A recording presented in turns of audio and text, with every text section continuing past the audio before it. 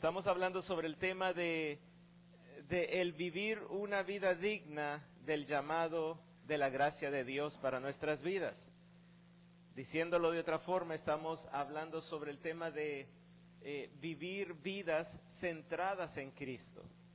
Es decir, vidas que tienen puesta su fe única y exclusivamente y firmemente en el Señor Jesucristo, la fe en el Señor Jesucristo, pero que también tienen o muestran la conducta del Señor Jesucristo, que exhiben las virtudes de aquel que nos salvó, de aquel que se manifestó y que vino a morir y que pagó nuestra deuda, que tomó nuestro lugar, que derramó su sangre preciosa para comprarnos, para liberarnos de la esclavitud.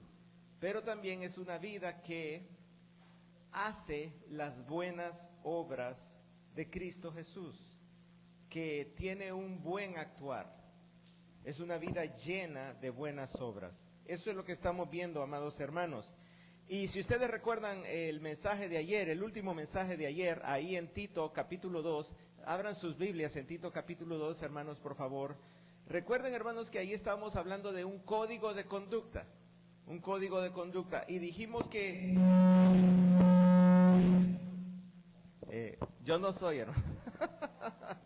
Solo eso les puedo decir, no soy yo. En Tito capítulo 2, del versículo 1 al 10, estamos hablando de un código de conducta. Y yo les decía, los cristianos no podemos ser cero en conducta. Tenemos que ser 100% en conducta. Tenemos que exhibir por medio de nuestro comportamiento las virtudes del Señor Jesucristo. Y hablábamos el día de ayer acerca de la conducta de los hombres mayores, de las mujeres mayores o maduras, de los hombres más jóvenes, de las mujeres más jóvenes y de los siervos. Pero vean ahí, hermanos, al llegar al versículo 11 en el capítulo 2, el apóstol Pablo entonces introduce este porque. Y él dice...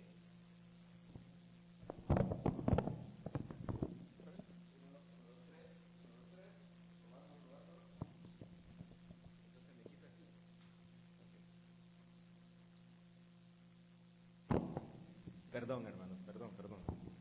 Ok, en Tito capítulo 2, versículo 11, el apóstol Pablo introduce el porqué, ok, el porqué. Esta es la base, la justificación de lo que el Señor está ordenando. Él está ordenando cómo deben comportarse los hombres, las mujeres, los jóvenes, los siervos, es decir, los empleados, los subordinados. Y en el versículo 11 dice, ¿por qué? Porque la gracia de Dios se ha manifestado. Porque Cristo Jesús mismo se ha encarnado, viniendo a este mundo, viviendo entre nosotros, mostrando lo que es una vida de perfecto cumplimiento a la ley de Dios. Y a pesar de ser ultrajado y asesinado, Él murió por nosotros y cumplió la misión que el Padre le entregó. Por todo eso, entonces, tenemos que tener este código de conducta. Pero en el versículo 3, en el capítulo 3 del versículo 1, el apóstol Pablo vuelve a hablar de conducta. Vuelve a hablar de conducta. Vean ahí en el capítulo 3, versículo 1 y versículo 2. Dice, recuérdales que estén sujetos a los gobernantes, a las autoridades, que sean obedientes, que estén preparados para toda buena obra, que no injurien a nadie, que no sean contenciosos, sino amables, mostrando toda consideración para todos los hombres. Eso habla de conducta también. Pero aquí, hermanos, está hablando de la conducta del cristiano y de la iglesia como un cuerpo delante de las autoridades, y pudiéramos ampliar eso delante de toda la sociedad. ¿Por qué no lo hizo antes, hermanos? ¿Por qué el apóstol Pablo, cuando estaba hablando de los hombres mayores, hombres jóvenes, mujeres jóvenes, no habló también de este aspecto? el aspecto de cómo los creyentes deben comportarse frente a las autoridades, frente a la sociedad. ¿Será que se le olvidó? Y de repente dijo, se me olvidó hablar de este punto, entonces lo voy a incluir aquí. Después de hablar del por qué. Porque la gracia de Dios se ha manifestado. Yo creo que no, hermanos. No es un olvido del apóstol Pablo, que hasta después se acordó que tenía que hablar de la conducta de la iglesia delante de la sociedad. Sino, hermanos, que está resaltando, hermanos, de que este es un problema serio. Es un problema serio y ha sido un problema serio a través de la historia. ¿Cuál debe ser la relación entre la iglesia y el gobierno? Entre la iglesia y la sociedad. De hecho, hermanos, según los historiadores, en la isla de Creta, donde estaba Tito, este era un problema muy grande. La isla de Creta se había caracterizado por tener una sociedad rebelde, una sociedad que siempre estaba en desobediencia o desacato a la autoridad civil. Entonces, este era un problema serio, y el apóstol Pablo no es que se está olvidando de hablar de él, sino que lo pone aparte como énfasis. Lo que él va a hacer, hermanos, es un énfasis. O sea, nosotros tenemos que tomarlo de la misma forma. Esto está enfatizado. La relación de la iglesia frente a las autoridades civiles y frente a la sociedad está recibiendo un énfasis especial. ¿Cómo nos relacionamos con la autoridad civil? Cuando andamos manejando, ¿obedecemos las señales de tránsito? Veo algunas risas acusadoras ahí, ¿verdad? Nos paramos, ¿verdad? Cuando el semáforo empieza la luz amarilla, o aceleramos más, ¿verdad? Para pasar, y pasamos ahí entre el amarillo rojo, casi anaranjado, ¿verdad? Botamos la basura en la calle, vamos comiendo algo, ¿verdad? Una bolsa de churros, y cuando terminamos la tiramos en cualquier lugar. Pagamos los impuestos a tiempo, o tan siquiera los pagamos. ¿Cómo es nuestra relación con la autoridad? ¿Cómo somos con los miembros de la sociedad civil? ¿Cómo nos relacionamos con ellos? ¿Somos duros? ¿Somos pedantes? ¿Tenemos un aire de superioridad? Yo soy cristiano, ¿verdad? Y ustedes están perdidos, y bueno, ustedes no me pueden decir nada a mí, porque yo sé la palabra del Señor. Yo les tengo que enseñar a ustedes, y ustedes deben escuchar. ¿Cómo somos? ¿Cómo nos comportamos? Pues miren, hermanos, ahí en el versículo 1 del capítulo 3, el apóstol Pablo comienza con una orden. Dice, recuérdales. El apóstol Pablo le está diciendo a Tito, tú tienes una misión, tú tienes un deber, y es de recordarles. Tienes que recordarles que si tienen fe en el Señor Jesucristo, si ellos creen en lo que acabo de decir, que la gracia de Dios se manifestó trayendo salvación a todos los hombres, si ellos creen en esa obra salvífica del Señor Jesucristo, entonces tienen que tener una conducta piadosa y buenas obras. Y esto también tiene que ver con la autoridad civil y con la sociedad. Y hermanos, ahí ese recuérdales, hermanos, está en un aspecto continuo.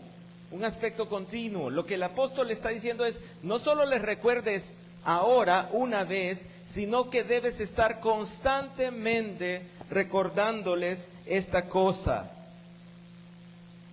Debe ser un recordatorio constante, repetitivo. Hermanos, la vida cristiana, hermanos, es una vida de constante recordatorio, porque constantemente estamos olvidando lo que Cristo Jesús ha hecho por nosotros, y estamos olvidando que eso debe impactar nuestra conducta, debe impactar nuestras obras, debe transformarnos radicalmente. Y aquí la palabra está diciendo, recuérdales esto una y otra vez. Debes recordar quién es Cristo, lo que Cristo Jesús hizo para salvarte y cómo eso debe impactar tu conducta y en especial cómo impacta tu conducta ante la autoridad y ante la sociedad. Así que hermanos, vamos a aprender aquí, hermanos, 7 responsabilidades de la iglesia, de una iglesia centrada en Cristo, frente a la autoridad y a la sociedad. Lo voy a agrupar en una sola cosa, autoridad y sociedad. Entonces vamos a ver cuál es la primera responsabilidad. Miren ahí en el versículo 1, recuérdales que estén sujetos a los gobernantes. La primera responsabilidad de la iglesia, de los creyentes, es que debemos estar sujetos a los gobernantes y a las autoridades. El día de ayer, hermanos, lo dijimos, ¿qué es la sujeción? ¿Qué es la sumisión? Bíblicamente hablando, hermanos, el mundo no lo entiende así, pero bíblicamente hablando, la sumisión es una actitud voluntaria, es una actitud que nace del corazón, es una buena disposición, no es algo a la fuerza, no es algo que hacemos bajo coerción u obligación, sino que nace de nuestro corazón. El deseo de ponernos, ubicarnos bajo la autoridad o bajo el liderazgo de otra persona. Y todos en algún aspecto estamos bajo la autoridad de alguien. Los hijos están bajo la autoridad de los padres. Los padres, si son empleados, están bajo la autoridad del jefe. Incluso los jefes están bajo la autoridad de los dueños. Pero al final de cuentas todos estamos bajo la autoridad del gobierno. Y al final de cuentas todos estamos bajo la suprema autoridad del Señor Jesucristo. O sea que todos en algún aspecto de nuestra vida tenemos que someternos.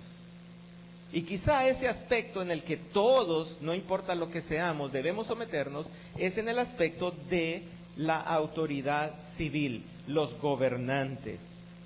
Los cristianos, hermanos, nosotros debemos obedecer, debemos someternos de forma voluntaria, con buena disposición, bajo las órdenes, deseos, el liderazgo de la autoridad civil. No debemos esperar, hermanos, hasta que la autoridad ejerza fuerza bruta sobre nosotros. No debemos esperar, hermanos, hasta que nos manden la policía o el ejército para obedecer, sino que debemos hacerlo voluntariamente. Debemos hacerlo voluntariamente. Yo creo, hermanos, que esta es un área difícil, hermano. Es un área difícil, porque muchas veces nuestra naturaleza, ¿verdad?, pecaminosa todavía se manifiesta y decimos, no, ¿y por qué le voy a hacer caso yo a ese alcalde que no ha hecho nada, ¿verdad?, por la ciudad? Que vino a prometer que iba a pavimentar la calle aquí enfrente de la casa y todavía está ese charco ahí en el invierno y ese montón de polvo en el verano, ¿verdad? Y entonces estamos siempre, ¿verdad?, con esa actitud. Pero como creyentes, hermanos, esa no es la actitud correcta. Debemos tener esa sumisión, esa actitud de obediencia voluntaria, sin esperar. Viene la segunda, que sean obedientes, Miren, hermanos, esto tiene que ver con la primera. La primera es que debemos ser sumisos. La segunda es que debemos ser obedientes. ¿Cómo lo podemos entender eso? Porque parece que es lo mismo, ¿verdad? Lo podemos entender de esta manera. La primera es actitud. Nuestra actitud delante de los gobernantes debe ser sumisa de nuestra propia voluntad. Y la segunda tiene que ver con los hechos, ya con los actos. Esa actitud se tiene que demostrar en actos de obediencia. Actos de obediencia. Y es lo que hablábamos. Obedecer las señales de tránsito, obedecer las ordenanzas del gobierno. Hay muchas ordenanzas de diverso tipo. Someternos a todo lo que el gobierno dictamine que esté de acuerdo con la ley. Y ya vamos a ver cuál es el límite. Pero debemos demostrarlo con los hechos. En los estacionamientos, hermanos, muchas veces se revela quiénes somos en los estacionamientos, ¿verdad? Porque llegamos con nuestro carro, ¿verdad? Y el guardia nos abre y nos dice, ubíquese en tal lugar, ¿verdad? Pero uno dice, bueno, pero este otro lugar está más cerca, está vacío, ¿y por qué no me puedo parquear ahí? Y empezamos a discutir con el guardia, ¿verdad? Que nos abrió. Y ahí está. No tenemos una buena actitud y no queremos llevarlo a la práctica, no queremos obedecerlo. Es necesario, hermanos, que obedezcamos a las autoridades. Obviamente esto tiene un límite. No debemos obedecer a las autoridades cuando las autoridades nos ordenen desobedecer a Dios. Ahí está el límite, hermanos. Ese es el límite. En Hechos capítulo 5 está el caso donde Pedro y Juan son llevados ante el concilio, ¿verdad? Y ellos los castigan y todo por haber estado proclamando el nombre del Señor Jesucristo. Y el concilio ahí, las autoridades les dicen, dejen de hablar, dejen de enseñar acerca de Jesucristo. Y ellos dicen, no podemos dejar de hablar de lo que hemos visto y oído. No podemos dejar de hablar, no podemos dejar de predicar, no podemos dejar de proclamar el Evangelio. Y después dicen, porque es necesario agradar a Dios antes que a los hombres. Antes que a los hombres. Entonces, hermanos, primero está la obediencia a Dios, pero también, hermanos, Dios nos pide que obedezcamos a las autoridades. Tercera responsabilidad, vean el versículo 1 al final, dice que estén preparados para toda buena obra. En la Reina Valera dice dispuestos a toda buena obra. Hermanos, esto quiere decir, hermanos, que nosotros delante de la autoridad y delante de la sociedad debemos estar listos para la acción, pero una acción que conduzca a las buenas obras. Hermanos, significa que como cristianos, como iglesia, no podemos ser pasivos o indiferentes a lo que está sucediendo a nuestro alrededor, sino que debemos ser los primeros, hermanos. Escuchen, la iglesia debe ser la primera en servir a la sociedad. ¿Se imaginan ustedes cuando hay un desastre natural, cuando hay una inundación? ¿Quiénes deben ser los primeros en acudir? ¿El gobierno? ¿La alcaldía? ¿Los bomberos? No, hermanos. Aquí está diciendo que la iglesia debe estar preparada para toda buena obra. Está diciendo la iglesia es la primera en acudir. No debemos estar sentados a ver qué hace el gobierno, a ver qué hacen los bomberos, a ver qué hace la Cruz Roja. Vamos a ver qué hace Copeco. Sentaditos viendo las noticias, a ver qué pasa. El Señor dice, si son una iglesia centrada en Cristo, su deber es estar preparado para toda buena obra. La iglesia no tiene que esperar que se le diga qué hacer, cómo ayudar, cómo cooperar. La iglesia debe ser un grupo de personas movidos por la compasión, buscando demostrar el amor de Cristo en el mundo. ¿Qué se necesita de la iglesia en una situación así? Que distribuyan agua, que simplemente se acerquen a las personas a platicar, que ofrezcan consuelo, que limpien escombros, que ayuden a buscar a una persona desaparecida, cualquier cosa. Pero no debemos esperar que se nos diga qué hacer. No debemos esperar a ver qué hace el gobierno o la autoridad. Debemos ser los primeros en acudir. Debemos estar preparados para toda buena obra. Siguiente, hermanos, la cuarta responsabilidad. Esta está en el versículo 2. Y esta responsabilidad realmente es una prohibición. Por cierto, hermanos, estamos en la página 25-26. Perdón que no les dije al inicio. 25-26 en el material. Vean el versículo 2. Que no injurien a nadie. Que no injurien a nadie. En la Reina Valera dice que no blasfemen de nadie. Pero hermanos, ahí, hermanos, que no difamen a nadie. Pero ahí, hermanos, la palabra griega literalmente es la palabra blasfemar. Clarito, en el griego dice que no blasfemen. Blasfemen es una palabra griega que el español ha adoptado. ¿Y qué significa blasfemar? Significa acusar falsamente o con una intención maliciosa, atacar el buen nombre o la reputación de alguien.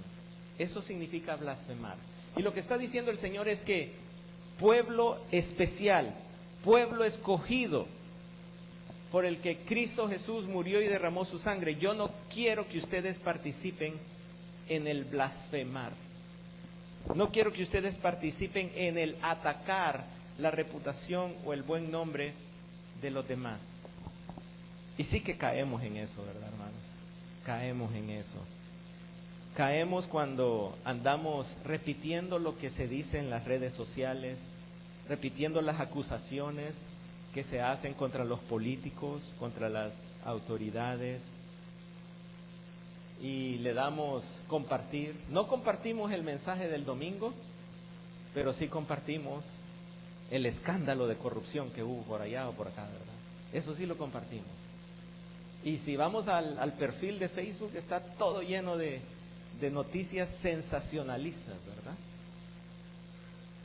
No significa, hermanos, que no podemos criticar el mal actuar de una autoridad. Sí lo podemos hacer. Pero otra cosa diferente es andar repitiendo todo lo que se dice. Eso ya es blasfemar. Ya es blasfemar.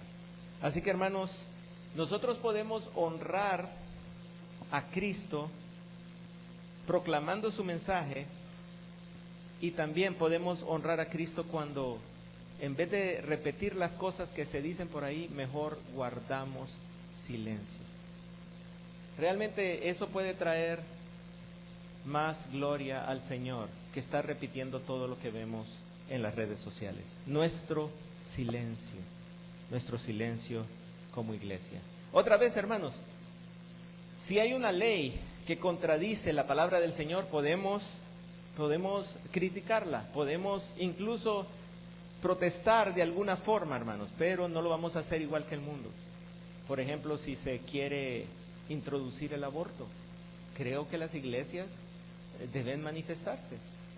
No estoy diciendo que nos unamos con los católicos, con los testigos, con los mormones, no estoy diciendo eso, pero de alguna forma cada iglesia debe hacerse escuchar que no estamos de acuerdo, porque eso no es de acuerdo con la voluntad del Señor, es un asesinato. Por ejemplo, ese es un ejemplo. Pero, hermanos, eso es muy diferente a blasfemar, a manchar, a pisotear la reputación de los demás.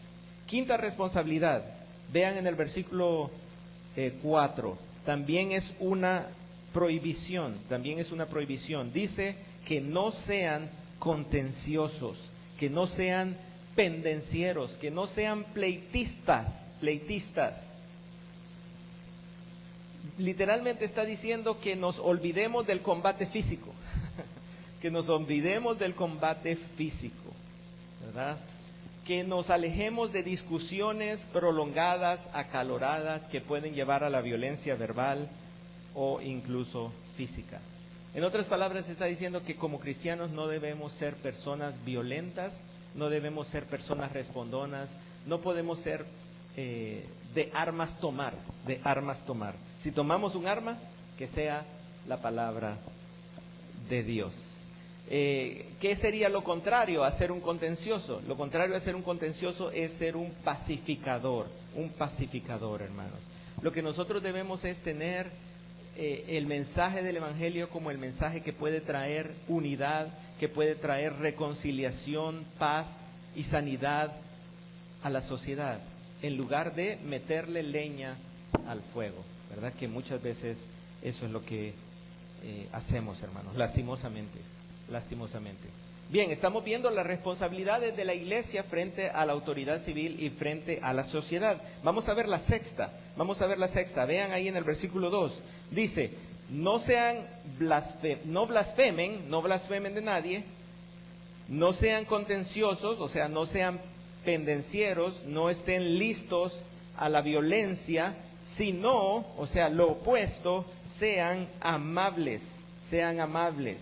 Lo ven ahí a la mitad del versículo 2, sean amables. Aquí, hermanos, el sentido es el de la mansedumbre, la mansedumbre.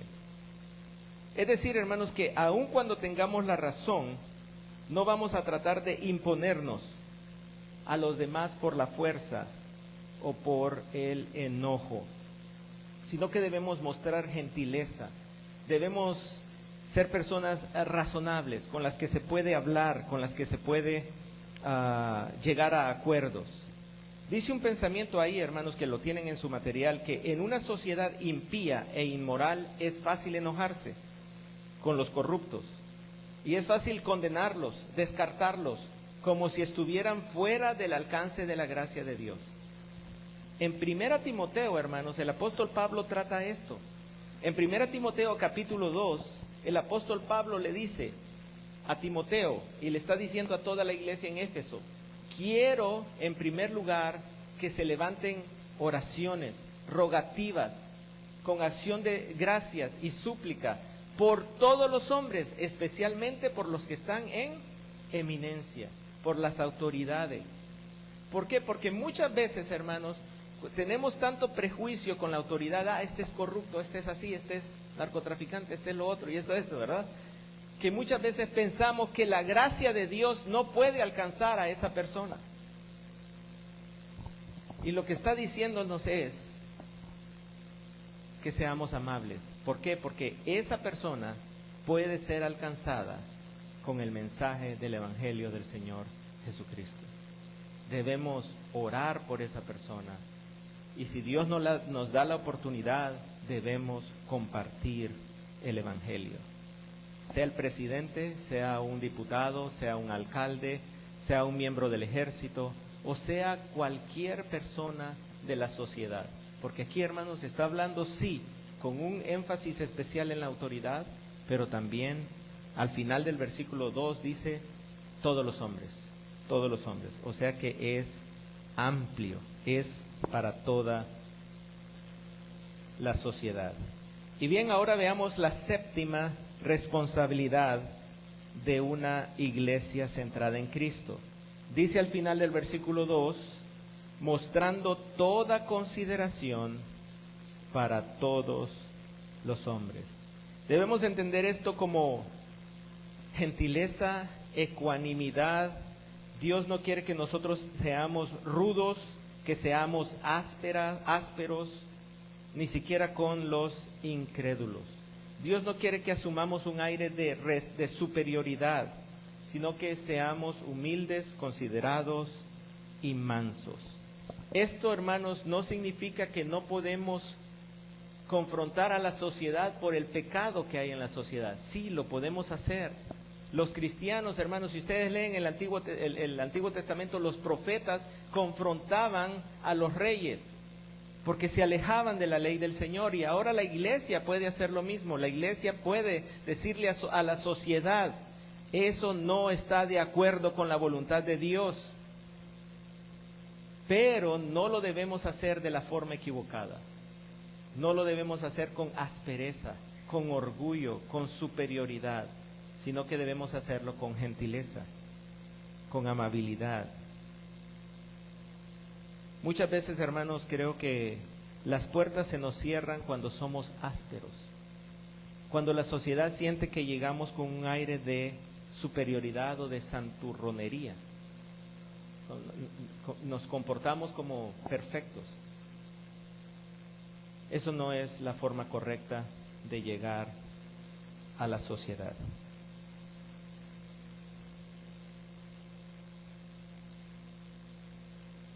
Bien, hermanos, aquí termina entonces el código de conducta de la iglesia frente a la autoridad civil y frente a la sociedad. Este fue el mensaje más corto de la serie, hermanos. Ya terminé, miren, 13 minutos antes, porque como ayer terminé 7 minutos después, hoy termino 13 minutos antes.